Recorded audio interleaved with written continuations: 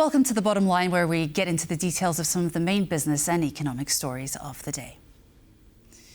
The German economy has been a cause for concern for months now, the worst performer of the G7 this year. The recent collapse of the German government has only added fuel to the fire. On The Bottom Line, to break down what we see coming out of Germany today is Lukáš Kovanda, chief economist at the Czech Trinity Bank. Hello, and thank you very much for joining us on The Bottom Line today.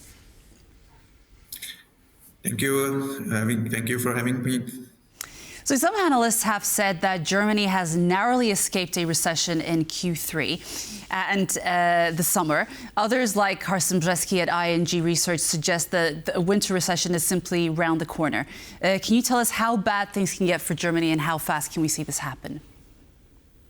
Certainly, today's news is not good for Germany because it's worsening of the situation and reflects a worsening of the situation compared to the previous estimate of the German GDP growth in the third quarter. So we really expect as well that the winter recession is coming into Germany, and that even next year, 2025, will be quite weak for Germany. We expect only 0.4 growth at the best, and when we include potential threat of Trump's tariffs, they are really introduced quite early in new administration period. US administration, the impact on Germany could be even worse. So then the German economy could even stagnate next year.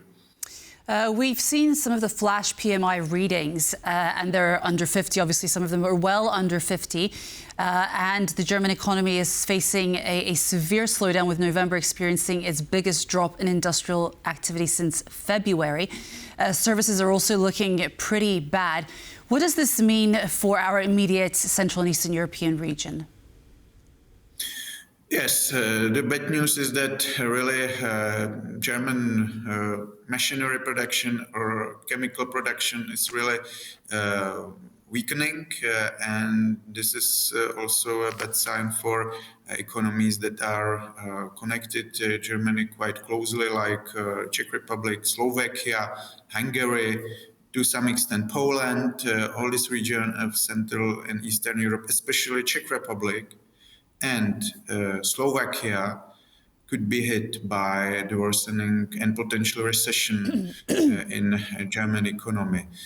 So these countries, especially Czech Republic, may be hit the worst amongst all EU economies when Trump's tariffs are introduced in coming years. So really that's another threat on the top of the current problems with, for example, expensive energies in Germany and the decline of the workforce that is potentially for usage for the economy. So we have seen a number of problems already in last 5 or 6 years, or even 7. We have been witnessing a decline of German industrial capacities and industrial production.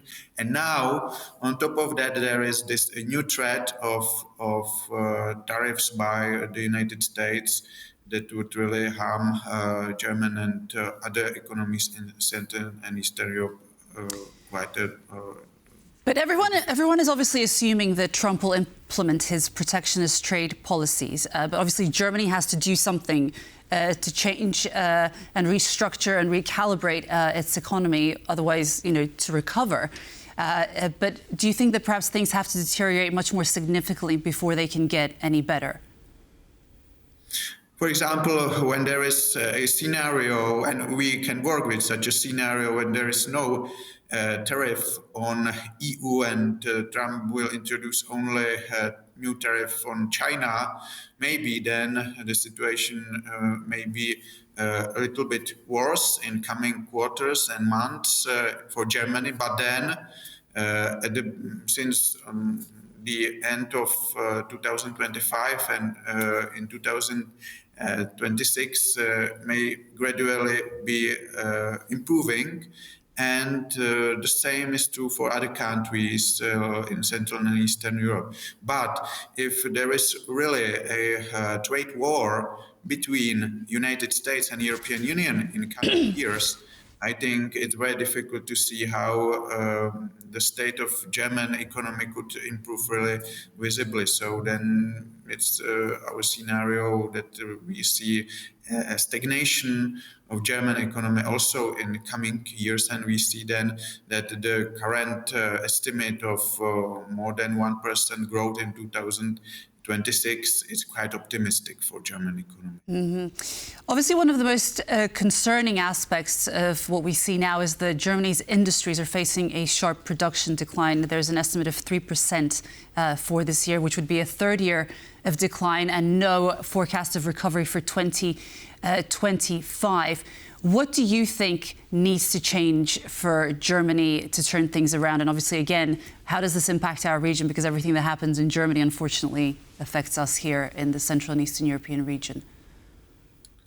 The problems of German economy are really structural, and you cannot change structural problems quickly. It takes even years to really change these structural problems, be it quite expensive energies, shortage of workforce, and also the concentration or certain type of industrial production where Germany is not competitive anymore compared to, for example, China. And on top of that, there are new trends in industrial production, be it, for example, electric cars, when Germany is also lagging behind companies from China or from United States. So it's really a set of problems and very fundamental problems for German economy, and you cannot solve it in just 1 or 2 years. So it may take 4, 5, or maybe more years for Germany to really get on its foot back and to grow in quite rapid way. So this is the reason why I expect worsening of the situation, and it may be even worse when the Trump tariffs really hit even EU and especially German economy. So ING Research has indicated that German growth will heavily depend on the new government's ability to strengthen the domestic economy amid a potential trade war and even stronger industrial policies in the US. How do you assess this actually happening? Yeah, I very much agree, but there is one maybe advantage for German economy compared to other economies in the European Union, and that is that there is quite low debt to GDP ratio of German economy. It's about 60 or 63%. So really, German government could really boost its spending to somehow quicken the structural changes and do some structural reform. And you really need to finance these reforms by huge billions of euros. And German government could use it because of quite low debt it has had compared to countries like, for example, Italy or France. What we will see with next German government, if there is more inclination than with today's Scholz government to really spend more to boost the government spending in order to really provide a stimulus for whole economy. I think this is probably one of the best ways for Germany how to get out from the current mess. But this government spending should be accompanied by really deep reforms and maybe some change in energy policy. For example, we can have a talk with, for example, about nuclear production of electricity again in Germany, or some reform of those emission targets, because all this is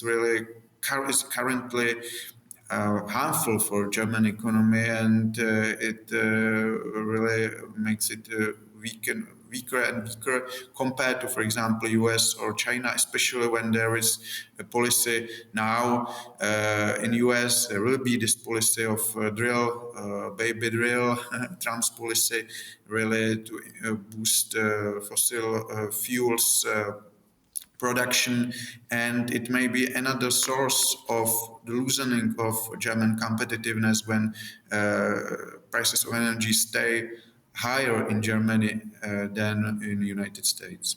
Okay, Lukáš Kovanda, thank you so much for your insight. It was great to have you with us today. Thank you for having me.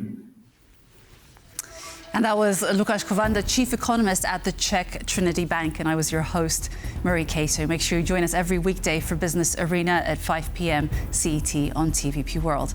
And for the latest in regional business, follow us on X and on tvpworld.com. And for more news and features, stay with us on TVP World. Goodbye.